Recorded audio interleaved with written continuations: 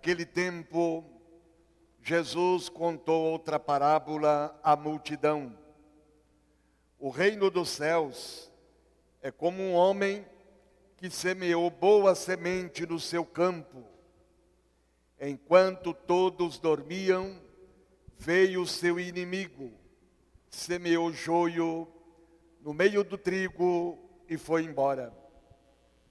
Quando o trigo cresceu e as espigas começaram a se formar, apareceu também o joio.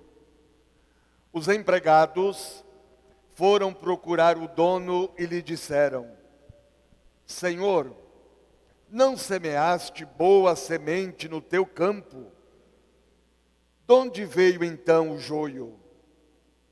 O dono respondeu: Foi algum inimigo que fez isso.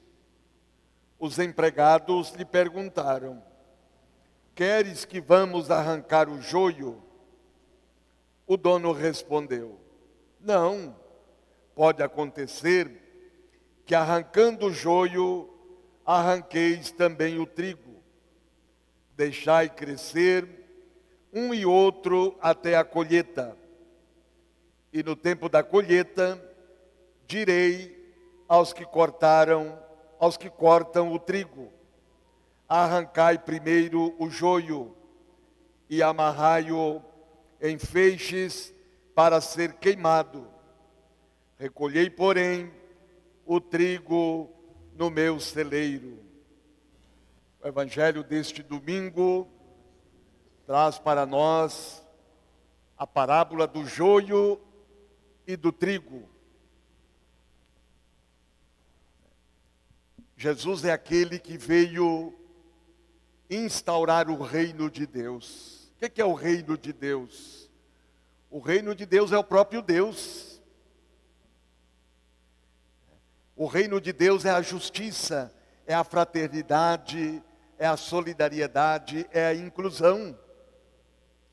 Toda a vida de Jesus, suas palavras, seus gestos, suas atitudes, seus milagres, suas curas, enfim, tudo é a revelação do reino de Deus.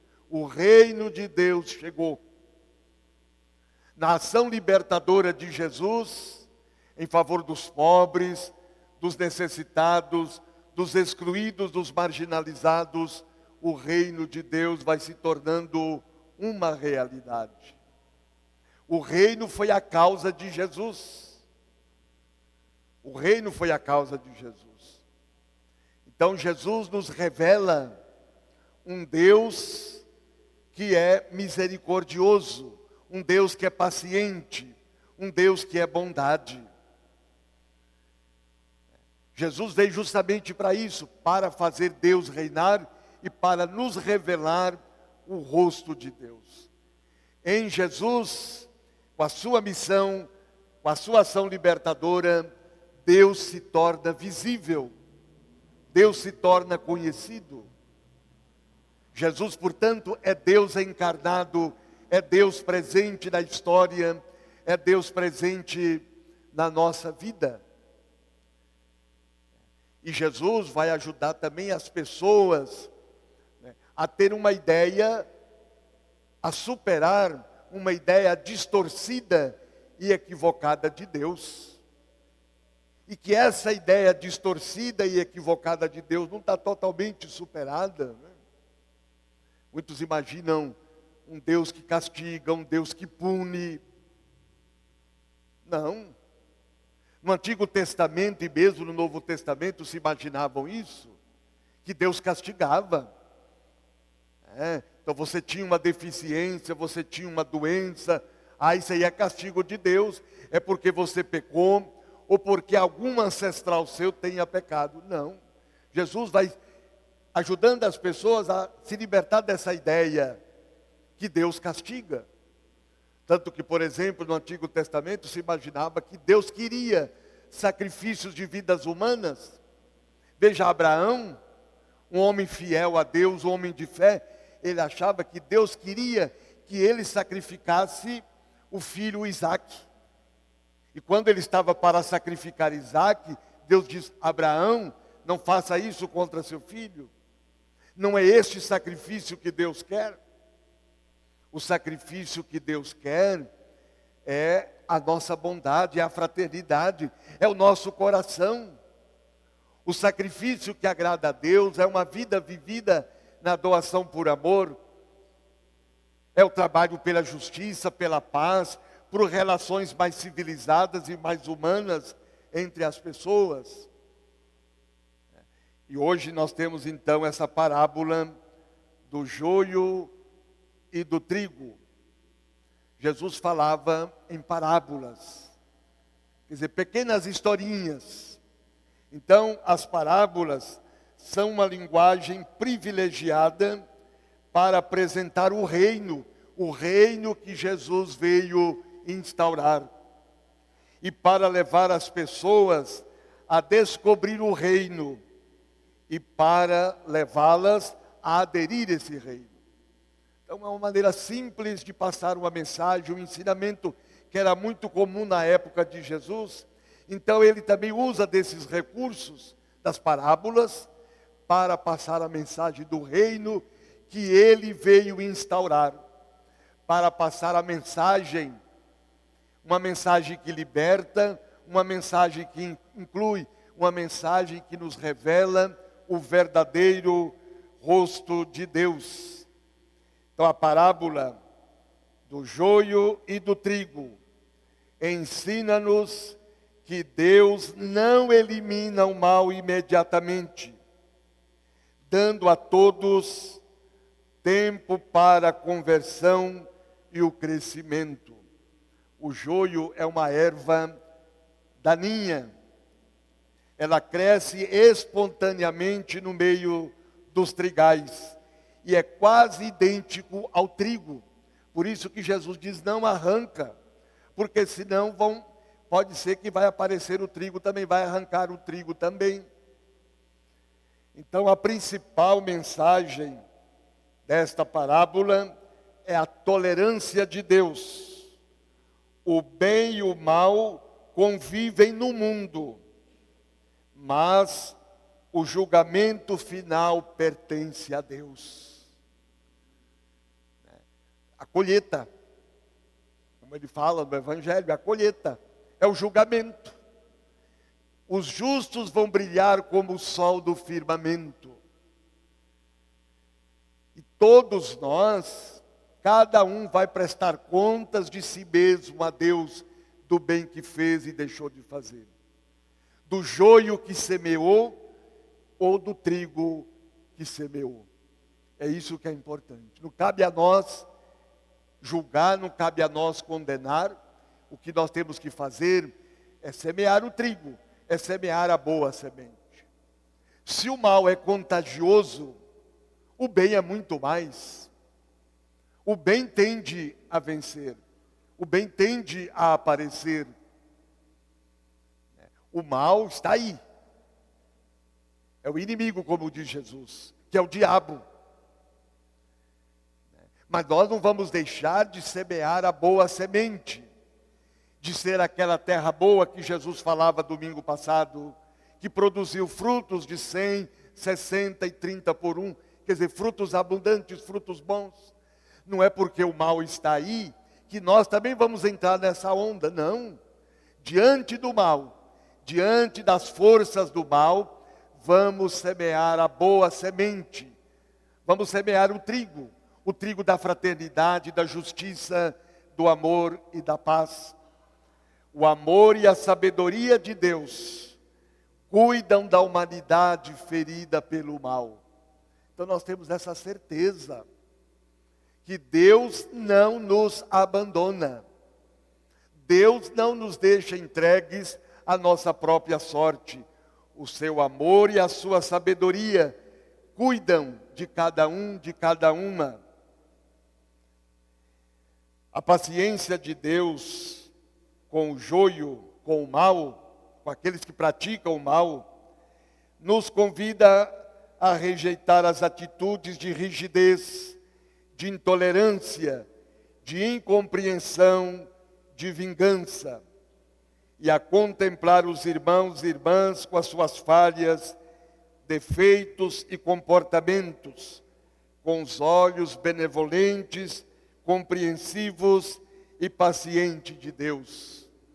Deus não quer a destruição do pecador e a segregação dos maus. Deus é paciente e misericórdia. Deus é rico em misericórdia. Joio e trigo estão em toda parte.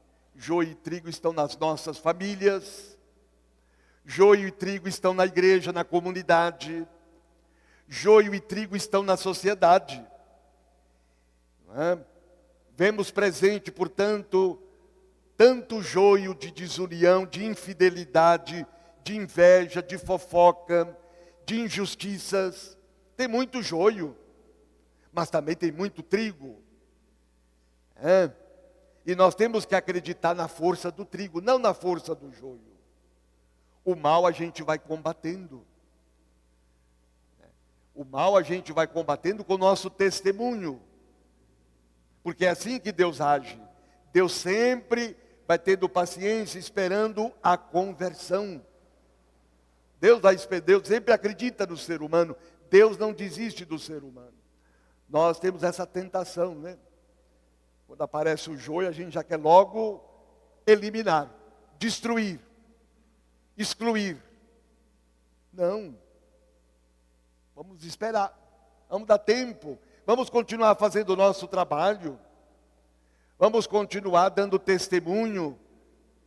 Mas não querer fazer justiça com as nossas próprias mãos, como nós costumamos dizer, né?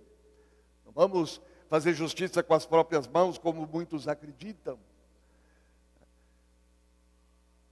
Às vezes a gente fica se perguntando, né?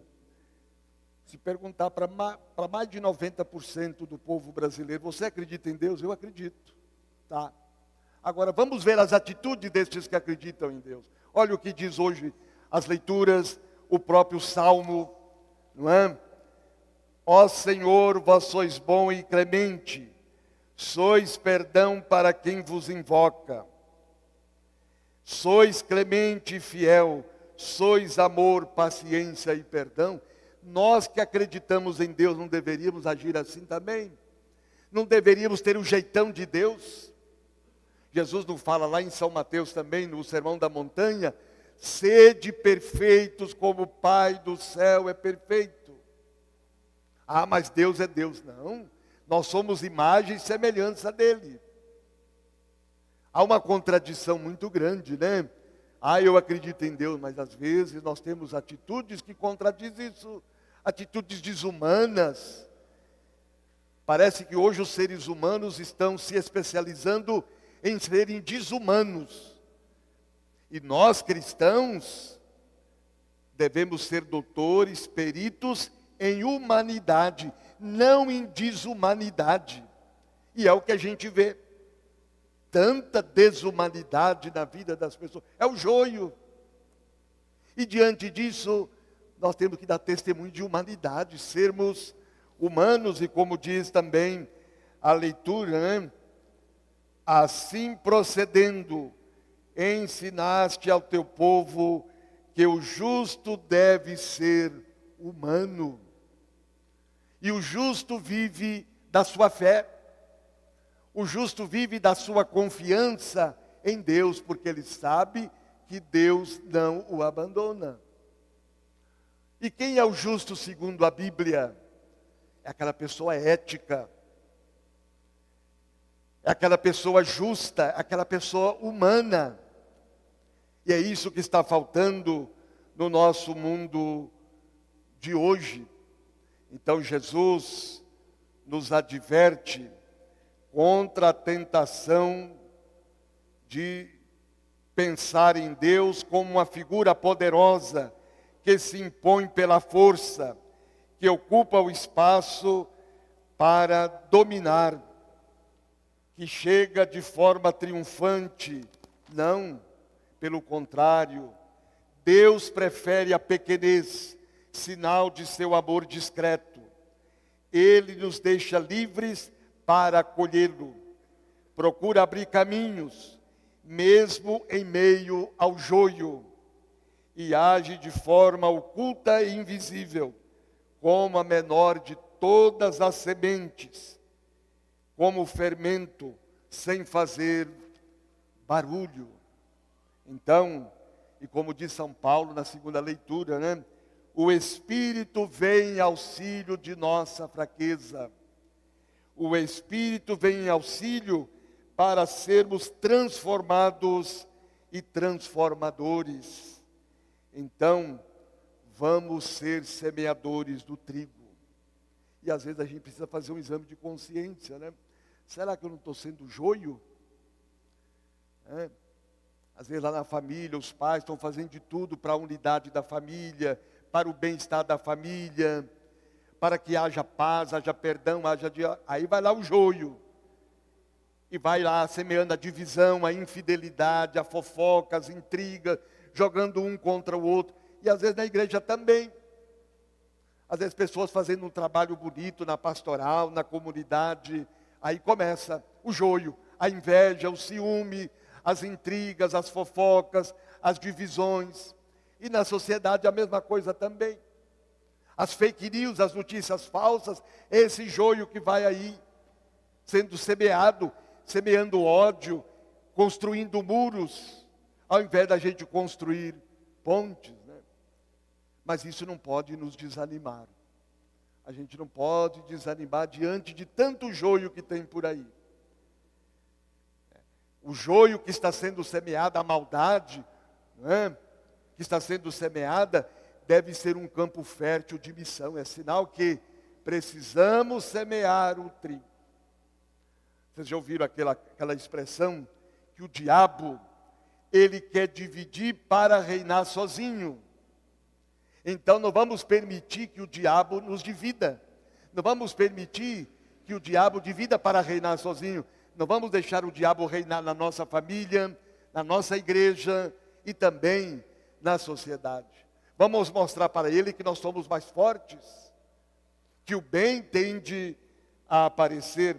Portanto, um modo de ajudar a mudar o mundo do mal pelo mundo do bem é semearmos sempre trigo e nunca o joio. Só com a vivência do Evangelho, só acolhendo a sabedoria de Deus, pode-se mudar o mundo. O Espírito vem em nosso auxílio para sermos transformados e transformadores.